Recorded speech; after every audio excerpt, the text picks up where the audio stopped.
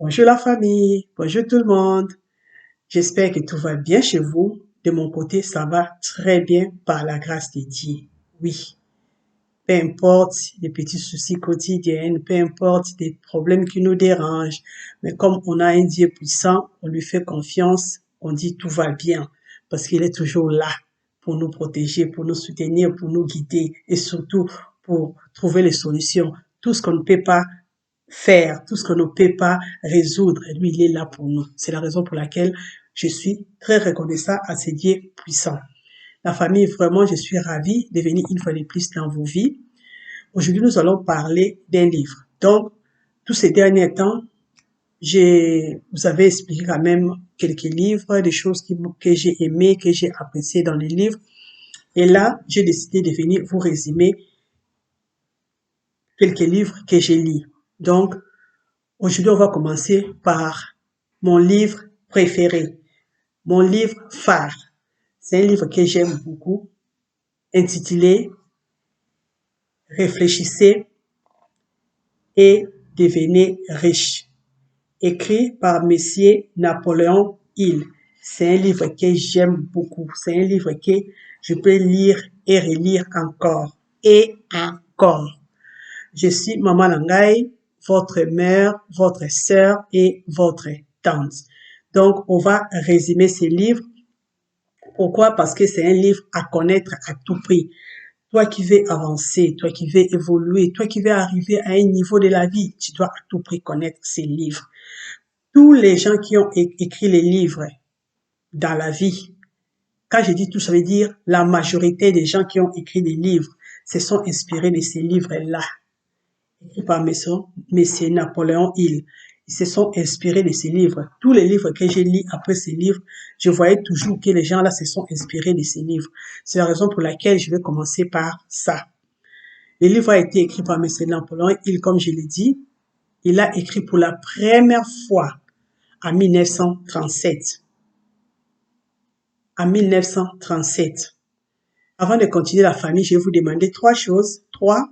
La première chose, de vous abonner. Oui, abonnez-vous à ma chaîne et aimez le contenu si ça vous apporte quelque chose et je sais et je crois fermement que ça t'apporte quelque chose et partagez. Oui, partagez. Il y a les gens qui ont besoin d'apprendre. Il y a les gens qui ne savent pas qu'il y a des livres comme ça qui existent et il y a les gens qui ne me connaissent pas, qui ont envie d'apprendre, qui ont envie d'étudier quelque chose, qui ont envie d'évoluer.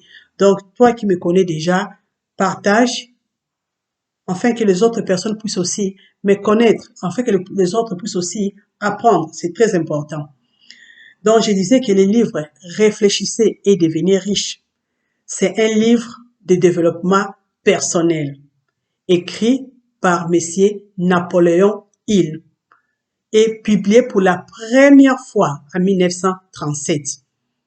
Donc, le livre a été publié, ma maman n'était pas encore née. Oui, en 1937. Et le livre est basé sur les enseignements de M. Hill, après avoir étudié la vie de nombreux hommes d'affaires et entrepreneurs prospères de son époque. Oui, il a pris le temps de regarder les gens qui réussissent, les gens qui avancent, les gens qui avaient beaucoup d'argent, les gens qui créaient, les gens qui avançaient, qui évoluaient. Il a pris le temps d'entrer dans leur vie, de comprendre comment ils ont fait pour réussir, de comprendre leur succès était basé sur quoi. Et en prenant le temps d'étudier et de comprendre ces gens, c'est à partir de cela que M. Hill a écrit son livre Réfléchissez et devenez riche. Donc, si je peux résumer ces livres, je vais les faire à quelques points. Je ne prends pas beaucoup de points. Je les résume en à peu près 8 points. Oui, je les résume. Donc, j'ai 8 points que je vais développer avec vous. Le premier point, c'est quoi? Mais c'est, il dit, le pouvoir de la pensée. Le premier point que M. Hill a développé, c'est le pouvoir de la pensée. Qu'est-ce qu'il dit? Il souligne l'importance de la pensée positive et de l'imagination créative. Il soutient que tout commencement, ou bien tout commence par une idée. et que la pensée est la première étape vers la réalisation de nos objectifs. Tout ce que tu veux faire dans la vie, tout ce que tu as envie de faire dans la vie, souviens-toi du pouvoir de la pensée.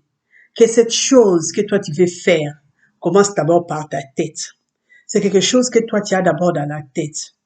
Il faut savoir que quand tu penses à quelque chose, et non seulement tu le penses, et tu commences déjà à l'imaginer. Imaginer, ça veut dire, dans ta tête, ce que tu penses là, tu donnes forme à tes pensées.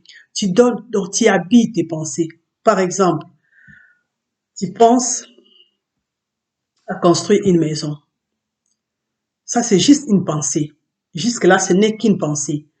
Et quand tu finis de penser, maintenant tu fermes les yeux, tu imagines cette maison, tu donnes la forme à cette maison, tu construis cette maison dans ta tête, tu fais le finissage, tu mets les meubles dedans, tu commences déjà à y habiter dans la tête. C'est ça l'imagination.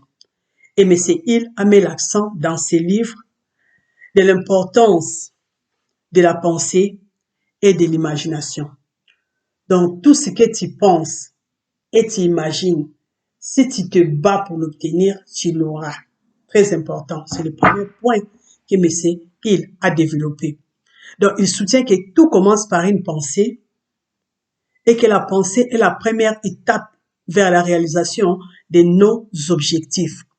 Donc, si tu retiens ça en tête, tu marches avec, tu développes ça, tu vas voir que tu vas toujours obtenir ce que tu veux dans la vie. C'est très important. Et le deuxième point qui m'a touché dans ces livres, je vous parle vraiment des choses que moi j'ai appréciées. Je ne entre pas dans les détails. Si tu veux entrer dans les détails, mon frère, ma sœur, c'est un livre à avoir absolument. C'est un livre à avoir absolument. Tout le monde qui veut évoluer doit l'avoir absolument. C'est très important, ces livres. Oui, c'est un livre à avoir dans ta bibliothèque absolument. Le point 2, mais il met l'accent sur les désirs ardents. Les désirs. Les désirs. Il insiste sur l'importance d'avoir un désir ardent et défini pour atteindre nos objectifs. Désir ardent, ça veut dire quand tu désires quelque chose et que tu t'accroches à cette chose, tu te dis que je vais l'obtenir, je dois l'obtenir, il faut que je l'obtienne. Tu travailles jour après jour, jour après jour. Tu te mets au travail seulement pour obtenir le résultat voulu. Tu vois? Et il continue, il dit que ce désir doit être accompagné d'une foi inébranlable à notre capacité à réussir. Donc, tu désires la chose et tu l'accompagnes d'une foi inébranlable. Donc, ça veut dire que tu crois à la chose. Tu crois à la chose dans ta tête. Cette chose n'est pas encore réelle, mais tu y crois. Tu lui donnes la force, la forme. Tu lui donnes tout ce qu'il faut pour que ça devienne réel. Donc ça, c'est le deuxième point qui m'a plu dans ces livres. Donc, c'est un livre à connaître, à avoir absolument. Toute personne qui veut arriver à un niveau de la vie, qui veut avancer, qui peut avancer personnellement, financièrement, doit connaître ces livres. Et le point 3, mais il met l'accent sur la fixation d'objectifs.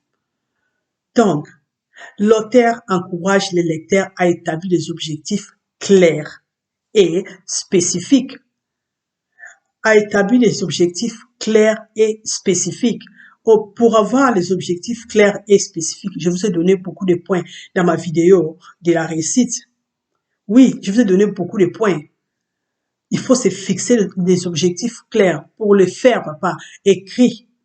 Écris tes objectifs sur un papier. Il faut les lire couramment. Il faut les lire couramment. C'est quelque chose qui va arriver. Si ça tarde, attends-là. Ça va arriver. Écris, note-les, lis-les couramment. Vraiment, tu te fixes. Fixer veut dire fixer. Fixer veut dire fixer. Ça veut dire que tu es concentré à cette chose. Peu importe les circonstances, peu importe les temps, peu importe les regards des gens, peu importe ce que pensent les gens autour de ton projet, toi tu sais ce que tu veux, tu te fixes l'objectif clair. Ça veut dire que fixe toi-même les étapes après étapes. Donc, commence par des petits objectifs et tu avances jusqu'à ce que tu atteins le plus grand projet de ta vie. Fais-les doucement, passe étape par étape. Au fur et à mesure, tu vas commencer déjà à réaliser des petites étapes et tu avances. Tu vas voir que non, tu es en train d'approcher ton projet et tu vas finir par les réaliser. Mais n'oublie pas de te fixer sur ton objectif. Peu importe les occasions, peu importe les problèmes, peu importe les circonstances, peu importe la météo, peu importe ce que les gens pensent de toi, ce que les gens disent de toi, quand tu t'es fixé sur quelque chose, reste fixé, reste concentré, ne regarde ni à gauche ni à droite. C'est très important pour toi qui veux avancer. Et mais il nous parle de ça dans son livre, Réfléchissez et devenez riche. Ça, c'était le troisième point. Les points 4, que M. Hill a mis l'accent, il a insisté sur ça. M. Hill a parlé dans son livre de la persévérance. Ah oui, M. Hill met l'accent sur la persévérance. La persévérance. Il insiste sur l'importance de persévérer, malgré les obstacles et les échecs. Il croit que chaque revers peut être une opportunité déguisée et que la persévérance est la clé du succès. Mais il dit que chaque problème que tu traverses, si tu peux te battre pour s'en sortir, ça veut dire que à la fin, tu vas obtenir ce que tu as besoin. Et tu dois être fort, tu dois te battre, tu dois tenir. C'est la raison pour laquelle tu as besoin d'être persévérant. La persévérance, c'est très, très important dans la vie de quelqu'un qui veut avancer, qui veut évoluer. Si tu n'as pas besoin de la persévérance dans ta vie, ça veut dire que tu n'as pas de plan, tu n'as pas de projet. Tu n'as rien dans ta tête. Tu vis comme un animal. Même les animaux ont des projets. C'est sûr qu'ils ont des projets. Parce que quand ils se réveillent, ils sortent, ils montent, ils descendent par rapport à quelque chose. Et toi, tu dois être persévérant quand tu as des projets précis. Tu dois tenir. Peu importe les circonstances, peu importe les conditions. Il a même mis l'accent, peu importe les obstacles et les échecs. L'échec n'est pas la fin du monde. Tu dois apprendre à vivre avec les échecs. Tu dois travailler ça. C'est une étape de ta vie que tu dois à tout prix traverser. Ça ne veut pas dire que c'est la fin. Tu vois? Et mais il insiste. Il croit que chaque revers peut être une opportunité déguisée et que la persévérance est la clé du succès. La persévérance est la clé du succès. Quand tu tiens à ce que tu veux, tu persévères. Après, tu auras les résultats qui vont te surprendre. Très important. Et le cinquième point, que M. Hill insiste dans son livre « Réfléchissez et devenez riche », l'influence du subconscient. L'auteur aborde le pouvoir du subconscient et comment il peut influencer notre action et nos croyances. Il encourage les lecteurs à contrôler leurs pensées et à maintenir une attitude mentale positive.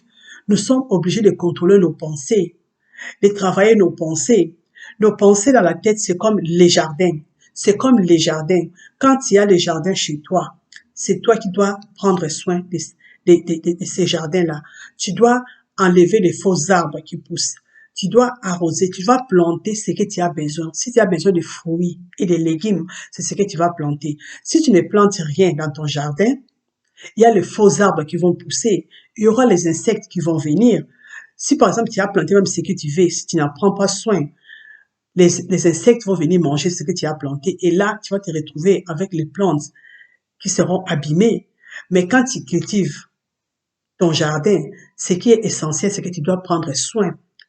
Tu dois enlever les faux arbres qui poussent. Les faux arbres qui poussent, c'est quoi dans nos têtes? C'est des pensées négatives qui viennent jouer dans nos têtes. Aussi longtemps, nous-mêmes, on n'a pas des pensées précises. Aussi longtemps, on n'a pas des idées claires. À chaque fois que les idées négatives viennent dans ta tête, c'est à toi de déraciner ça. C'est à toi de dire que non, pas ça, je ne vais pas. Non, ça pas. Ça, je ne vais pas, j'en ai pas besoin. Tu dois mettre des choses dans ta tête. C'est toi qui vas planter des choses qu'il faut dans ta tête. Au fur et à mesure, tu plantes des bonnes choses. Au fur et à mesure, des choses qui ne sont pas importantes pour toi, c'est des racines. Sors de ta tête. Et c'est très important, il met l'accent sur ça. C'est le point 5, l'influence des subconscients. Nous devons cultiver des pensées positives qui vont influencer notre subconscience, qui va pousser notre subconscience à travailler à notre avantage, mais non à notre désavantage. C'est très important. Et toutes ces bonnes choses-là, tu vas les trouver dans ces livres. Réfléchissez et devenez riche. Et nous passons au point 6. Au point 6, M. Hill parle de la loi de l'attraction. La loi de l'attraction. Il évoque la loi de l'attraction qui dit que les pensées positives attirent les résultats positifs dans nos vies. Il affirme que nous attirons ce que nous attirons, c'est sur quoi nous nous concentrons plus. Donc, dans ta tête, si tu veux évoluer, il faut planter les fruits de l'évolution. Ne veux pas parler des choses que tu ne veux pas. Je ne veux pas échouer. Je ne veux pas être malade. Je ne veux pas échouer. Je ne veux pas être la dernière. Non. Tout le je ne veux pas, je ne veux pas que tu mets, c'est négatif. Plante des choses positives. Influence ta tête. Dis que non, la réussite est de mon côté, l'avancement. J'obtiens tout ce que je veux. Je reste en bonne santé. Ma famille va rester en bonne santé. Mon mari doit rester en bonne santé. Tout ce que je fais réussit. Tu vois, même la façon que tu formules tes phrases, tu formules tes mots, ça joue dans ta subconscience. C'est la raison pour laquelle il dit que la loi d'attraction, ça veut dire que nos pensées attirent les résultats positifs dans nos vies. Si nous voulons avancer, nous devons attirer les choses que nous voulons. Nous devons négliger ou abandonner les choses que nous ne voulons pas. Ne nous concentrons pas aux choses que nous ne voulons pas. Alors, si nous voulons avancer, nous devons nous concentrer aux choses que nous voulons, des choses que nous voulons attirer. Mettons ça, cultivons ça dans nos têtes. C'est très important, cette loi d'attraction que M. Hill a abordée. Donc, nous attirons ce que nous voulons. Nous attirons ce que nous pensons, nous devenons ce que nous voulons. Très important. Donc, quand tu parles de toi, quand tu penses sur toi, mets des choses positives dans ta vie. Pense des choses positives, même quand tu penses pour tes enfants. Pense aux choses positives de tes enfants. Vois tes enfants à un niveau. Tout ce qui est négatif qui arrive aujourd'hui, il faut pas que ça reste dans ta tête. Concentre-toi sur les choses positives. Ce que tu traverses aujourd'hui, ce n'est qu'une étape de la vie. Et l'étape là est passagère. Ça veut dire que ça fait partie de tes échecs. C'est le moment où tu vas apprendre, où tu vas te développer, où tu dois demander à Dieu, Seigneur, qu'est-ce que tu veux m'enseigner? Papa, qu'est-ce que tu veux m'enseigner? Ce que je traverse, papa, c'est quoi ton projet? Qu'est-ce que tu veux me montrer? Et quand le bon Dieu va te montrer ce que tu dois apprendre, continue ton chemin. Continue ton chemin, ne t'arrête pas. Mets les choses positives concernant tes enfants, concernant tes projets, concernant tout ce que tu veux faire dans la vie. C'est très important pour toi qui veux avancer et évoluer. Et nous arrivons au point 7. Le point 7, le pouvoir du réseau. Quand je dis le pouvoir du réseau, mais il a parlé des grands esprits dans son livre. Il a parlé des grands esprits. Les grands esprits, c'est qui? C'est les gens qui t'entourent, ton entourage, par rapport à ton plan, par rapport à tes projets, par rapport aux choses que tu veux faire. Tu dois avoir les grands esprits dans ton entourage. Moi, j'ai beaucoup de grands esprits dans mon entourage. D'abord, mais c'est il lui-même, il ne vit plus depuis longtemps, mais pour moi, il fait partie de mes grands esprits. Parce que quand je suis dépassé par rapport à quelque chose que je ne peux pas résoudre, à part mon Dieu, j'ai des gens qui m'entourent. Je viens dans ses livres, je l'écoute, j'écoute ses idées. Lui, il est mort depuis longtemps, mais ses idées sont là. C'est la raison pour laquelle il a écrit les livres, pour que ses idées restent. Quand j'écoute ses idées, ça me donne la force. Donc, il fait partie de mes grands esprits. Et dans mon entourage, il y a beaucoup de gens qui m'inspirent. Il y a beaucoup de gens que j'aimerais, que je m'inspire en les regardant. Ce sont les grands esprits pour moi. Donc, il parle de la puissance des réseaux, le pouvoir des réseaux. L'auteur souligne l'importance de s'entourer de personnes positives, inspirantes et ayant des objectifs similaires que toi. Les gens qui pensent comme toi, les gens qui réfléchissent comme toi, qui regardent dans la même direction que toi, c'est les gens que tu dois fréquenter. Ne pas fréquenter les gens qui n'aiment pas évoluer, qui n'aiment pas avancer. À chaque fois que tu vas aborder le sujet d'argent, ils vont te regarder comme si c'était le monstre. Va parler des choses qui t'inspirent, des choses que tu aimes avec les gens qui aiment, avec les gens qui peuvent facilement te comprendre, avec les gens qui ont la même vision que toi. C'est très important pour toi. C'est très important pour ton élévation. Tu vois? Il est recommandé de former des alliances stratégiques avec d'autres personnes pour atteindre le succès. Des alliances stratégiques, les gens qui ont la même vision que toi, tu dois travailler avec eux pour arriver à un niveau. Donc, si tu vois que ce que tu fais toi-même, tu n'arrives pas, cherche les gens qui maîtrisent, ils vont faire pour toi, tu vas payer. Ça va t'aider à avancer, ça va t'aider à évoluer. Ça, c'est le point 7 que j'ai développé avec vous, que j'ai tiré du livre de M. Napoléon Hill, Réfléchissez et devenez riche. Et le point 8, la gestion financière. Vous savez, mais il explique comment gérer ses finances et investir judicieusement pour créer de la richesse. Nous devons savoir comment investir notre argent pour créer de la richesse. Nous devons connaître l'argent. Il y a beaucoup de gens qui n'aiment pas ce sujet. Quand le sujet là commence, ils se sentent mal à l'aise. Et beaucoup disent que non, de toute façon, je ne gagne pas beaucoup, je vais gérer ça pourquoi. Mais avant de commencer à gérer les grandes choses, on commence par les petites choses. La vie commence toujours par les petites choses. Au fur et à mesure que tu avances, au fur et à mesure que tu arrives à un niveau. Donc, si tu peux déjà gérer les petites choses, ça veut dire que tu peux gérer les grandes choses. Moi, j'ai toujours répété dans mes vidéos que quand quelqu'un me demande l'argent des commerces, je lui donne 50 dollars. Et je veux voir comment tu vas te comporter avec les 50 dollars.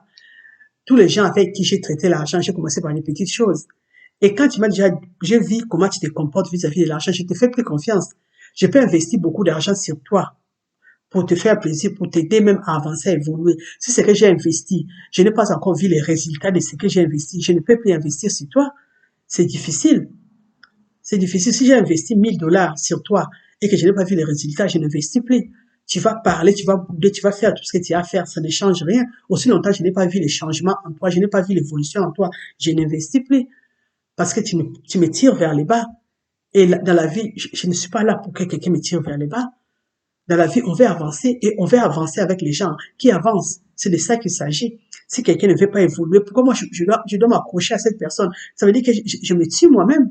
Ça veut dire que j'enlève même la bénédiction que le bon Dieu m'a donnée, alors que je sais que toi, tu n'as pas envie d'avancer. Tu es une personne qui ne veut pas évoluer. Pourquoi je vais continuer à fonctionner avec toi? Ça ne marche pas. C'est de ça qu'il s'agit. Et M. Hill a mis l'accent dans ses livres. Il a parlé de comment te comporter, comment gérer ton argent, comment faire pour que ton argent avance, évolue, arrive à un niveau. C'est très important. Moi, j'appelle ce livre la Bible des finances. Pour moi, ça, c'est vraiment la Bible des finances, quoi. Donc, tout le monde qui évolue, qui avance, doit lire ces livres une fois. Moi, je ne peux pas les lire une fois. Je les lis et je les relis encore et encore parce que à chaque fois quand je lis, j'ai l'impression de découvrir autre chose que je n'avais pas lu la fois passée, ou bien j'ai l'impression de comprendre ça différemment par rapport à la façon que je l'ai compris la fois passée. Tu vois? Donc, c'est un livre à voir absolument, c'est un livre à connaître absolument. Et si toi, tu le lis, fais l'effort pour que ton partenaire puisse le lire aussi, pour que tes enfants puissent le lire aussi. Parce qu'eux aussi, ils ont droit de les développer. Si tu développes seul, ça veut dire que tu ne fais rien. Tu dois développer avec ton entourage, c'est très important. Donc, vraiment, si je peux résumer ce livre, hein, Réfléchissez devenir riche, c'est un livre qui encourage les lecteurs à adopter une mentalité positive, à définir des objectifs clairs et persévérer pour atteindre le succès et prospérité financière. Parce que si on parle d'argent financière, il met l'accent sur le pouvoir de la pensée, l'imagination. Le livre met l'accent sur le pouvoir de la pensée et d'imagination, ainsi que sur la question efficace des ressources et des relations pour réaliser ses rêves et ses aspirations. Toi qui veux avancer, tu dois lire ces livres. Sincèrement, je ne fais pas la Bible, mais je te permets juste d'avoir des choses qu'il faut. Parce que pour avancer, tu dois apprendre. Si tu ne peux pas partir à l'école, tu peux lire les livres et les livres vont t'aider à évoluer et à avancer. Vraiment, la famille, je suis ravie de vous avoir encore résumé ces livres parce que j'ai fait beaucoup de vidéos sur ces sujets. J'ai développé ces livres de A à Z. Je crois que j'avais fait des vidéos à Lingala si je ne me trompe pas. Après, je l'ai résumé en français. Mais aujourd'hui, je voulais vraiment vous parler en bref. Ces livres, c'est quoi? Et toi qui veux avancer, il faut l'avoir. Si tu ne peux pas l'avoir, les livres comme ça, en papier, tu peux partir sur Amazon, tu fais ton contrat, tu écoutes les livres audio. Et moi, j'écoutais les livres audio avant, mais à un moment donné, j'avais envie de les lire, j'avais envie de les voir à la maison. Et ce qui a fait que mon mari a commencé à les acheter pour que nous puissions la voir à la maison. Si nous, on les lit, nos enfants les lisent aussi. Ça veut dire que nos enfants sont préparés pour le futur. Ça nous fait du bien. Et ça va aussi faire du bien à la génération future. Vraiment, la famille, c'est ce que j'avais à partager avec vous. Je suis très ravie de vous avoir résumé ces livres une fois de plus. Vraiment, je vous demande une chose, de vous abonner, d'aimer et de partager. Pourquoi partager? Pour que les autres puissent aussi apprendre. Pourquoi aimer? C'est juste pour me donner le courage de continuer à faire des vidéos. Vous abonner me fera aussi du bien. Vraiment, la famille, à la prochaine. Que le bon Dieu nous garde, que le bon Dieu nous protège.